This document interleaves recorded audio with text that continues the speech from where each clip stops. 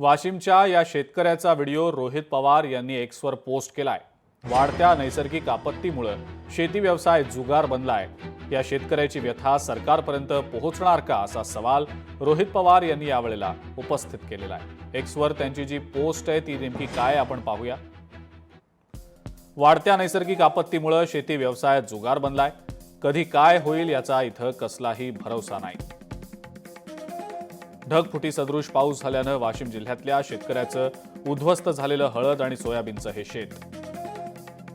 या शेतकऱ्याची व्यथा सरकारपर्यंत पोहोचणार का? पीक विम्याचं ट्रिगर काढल्यानं या शेतकऱ्याला पीक विम्याची भरपाई मिळणार नाही। मग या शेतकऱ्यानं करायचं तरी काय?